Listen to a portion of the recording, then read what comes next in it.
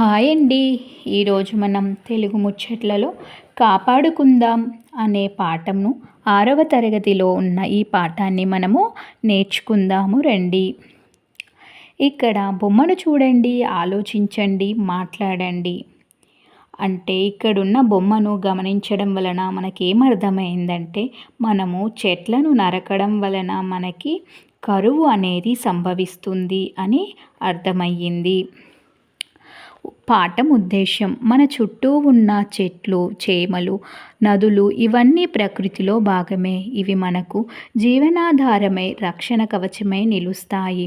వాటికి హాని కలిగించకుండా వాటిని కాపాడుకోవడమే మన ధర్మం అని తెలపడం ఈ పాఠం ఉద్దేశము. పాఠ్యభాగం యొక్క వివరాలు: ఈ పాఠము సంభాషణ అనే ప్రక్రియకు చెందినది. ఇద్దరు లేదా అంతకంటే ఎక్కువ మంది వ్యక్తుల మధ్య జరిగే మాటల కొనసాగింపు సంభాషణ. సంభాషణలు మన కళ్ళ ముందు పాత్రలు మాట్లాడినట్లు అనుభూతిని కలిగిస్తాయి.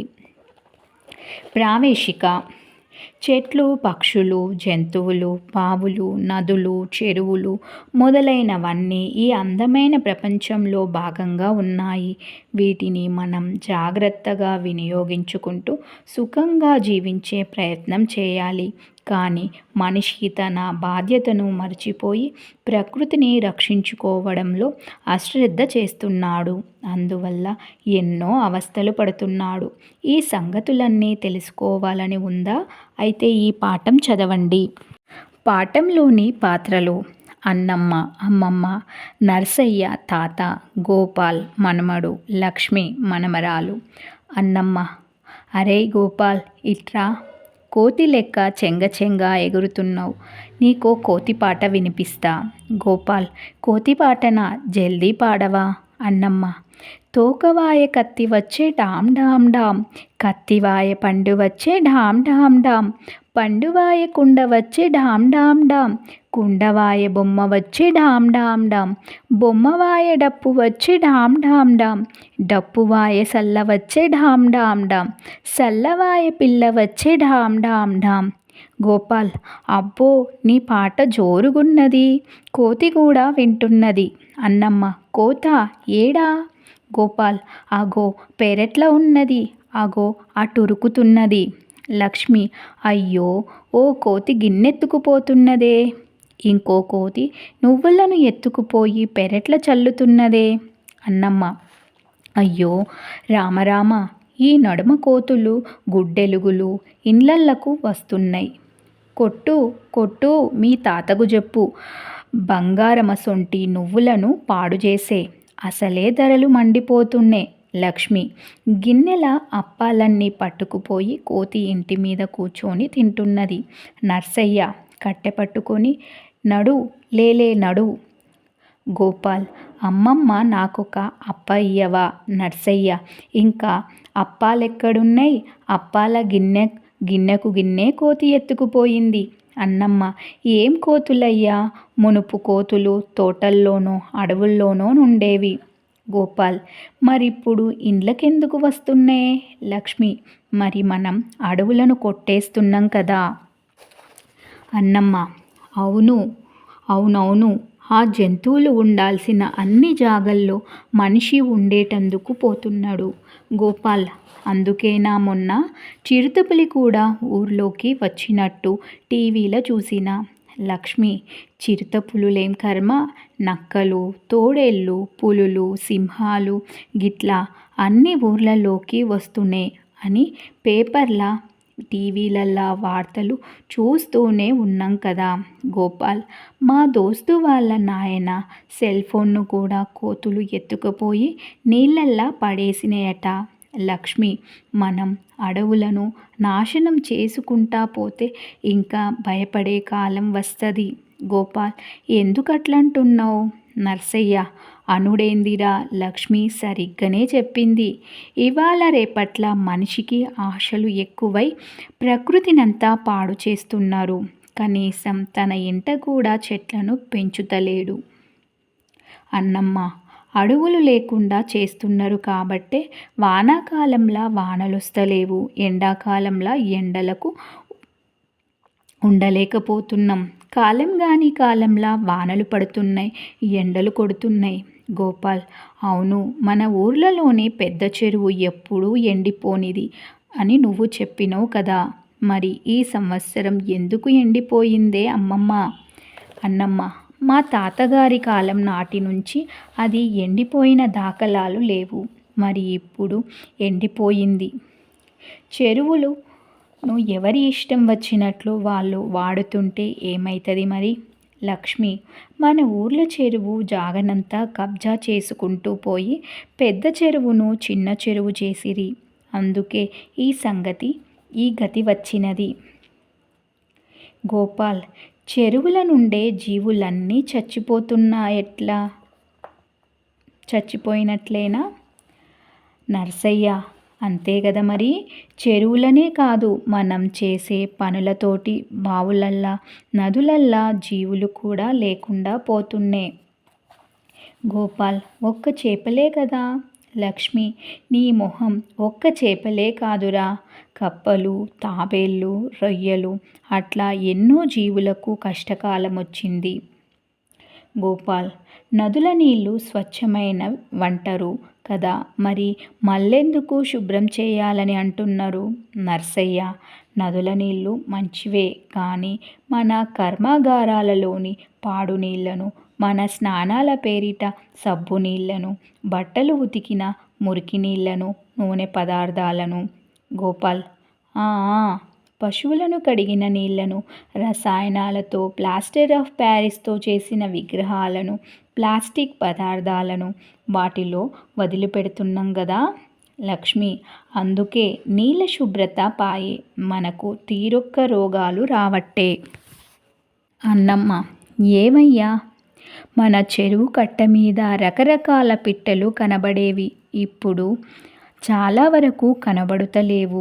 ఎందుకో? లక్ష్మి: నేను చెప్తా ఎందుకు కనబడతలేవో.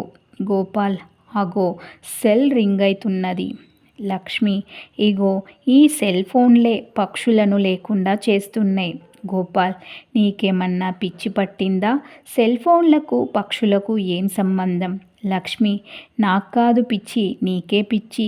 సెల్ ఫోన్లల్లా మాట్లాడ్డానికి సిగ్నల్స్ ఎక్కడి నుండి వస్తున్నై? గోపాల్: టవర్ నుంచి. లక్ష్మి: ఎక్కడికక్కడ సెల్ టవర్లు పెట్టడంతో వాటి నుంచి వచ్చే తరంగ శక్తిని తట్టుకోలేక అనేక పక్షులు చచ్చిపోతున్నవట.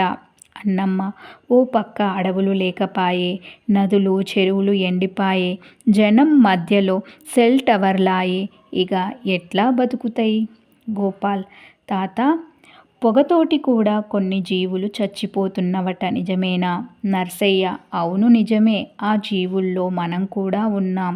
గోపాల్: మనమెట్లుంటాం? నర్సయ్య: ఇంట్లోంచి బయట కాలు పెడితే చాలు ఏదో ఒక పొగ మన శరీరంలోకి పోతనే ఉన్నది. లక్ష్మి: వాహనాల పొగ, ఫ్యాక్టరీల పొగ, ప్లాస్టిక్ చెత్తను కాల్చడంతో వచ్చే పొగ, సిగరెట్టు బీడీల పొగ, అన్నీ పొగలేనాయే.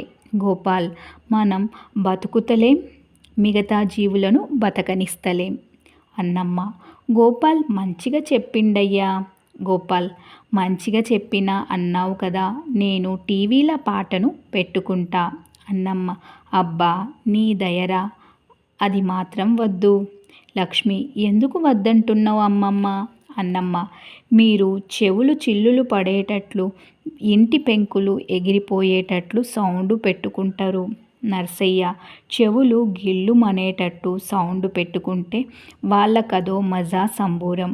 అన్నమ్మ: ఏం మజా, ఏం సంబూరం? మొన్న మన కాడ డాక్టరు చెప్పంగా విన్నా. నర్సయ్య: ఏం విన్నవు?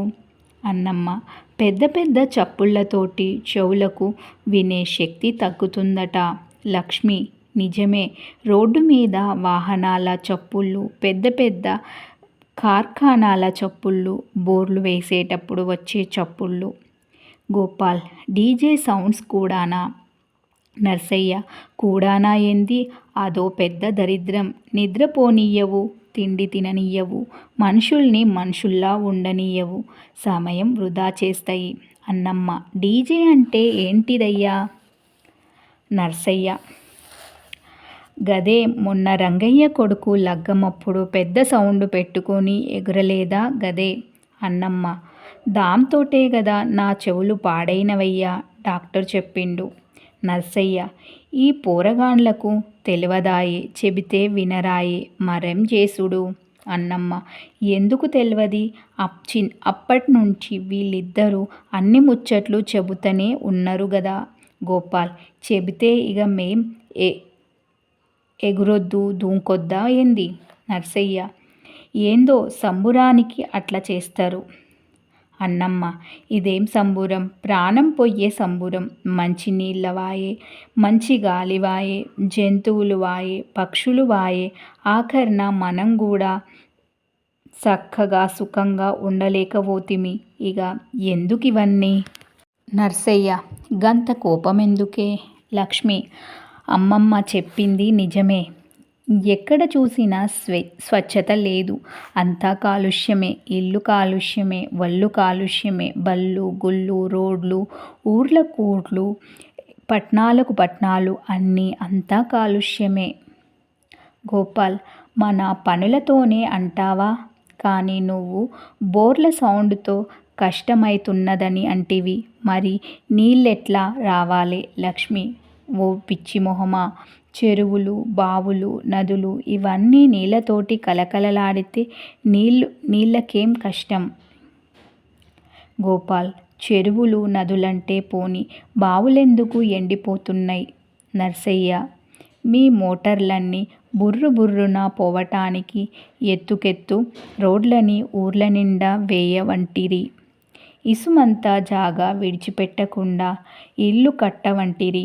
ఇంటి ముందు గచ్చాయే, ఇంటెనుక గచ్చాయే అన్నమ్మ. అందుకే నీళ్ళన్నీ మోరీలోని పోతున్నయ్. మోర్లు కూడా సిమెంటువేనాయే. ఒక్క నీటి చుక్క కూడా భూమి లోపలికి ఇంకుతలేదాయే గోపాల్. అందుకే బావులు ఎండిపోతున్నయ్ నర్సయ్య. ఎనుకట బావులల్ల నీళ్ళు ఎప్పుడుండాలని ఊర్లల్ల చుట్టుపక్కల కోనేర్లు, చెరువులు, కుంటలు కట్టిండ్రు. అవన్నీ ఇప్పుడు తీసేయవట్టిరి అన్నమ్మ.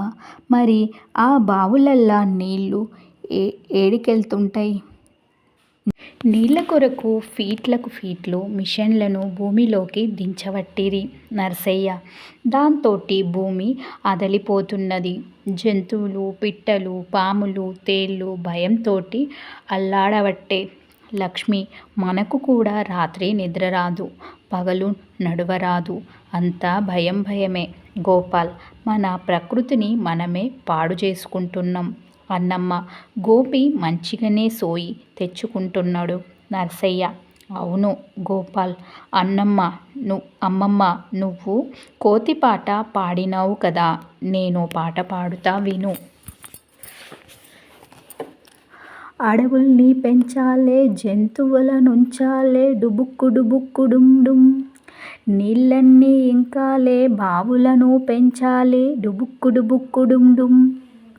చెరువులను చెరపొద్దు, నదిలోకి చెడులొద్దు, డుబు డుబు డుబుక్కు డుమ్ డుమ్. పిట్టలు ఎగరాలే, చెట్లపై నుండాలే, డుబు డుబు డుబుక్కు డుమ్ డుమ్. చప్పుళ్ళు తగ్గాలే, శాంతింతా పెరగాలే, డుబు డుబుక్కు డుమ్ డుమ్. పొగలన్నీ పోవాలి, సెగలన్నీ తగ్గాలే, డుబు డుబుక్కు డుమ్ డుమ్. మంచి గాలి రావాలే, రోగాలన్నీ పోవాలే, డుబు డుబుక్కు డుమ్ డుమ్. జీవాలనుండాలే, జగమంతా మెరవాలే, డుబు డుబుక్కు డుమ్ డుమ్. ఆనందం పొంగాలే, సంతోషం నిండాలే, డుబు డుబుక్కు డుమ్ డుమ్.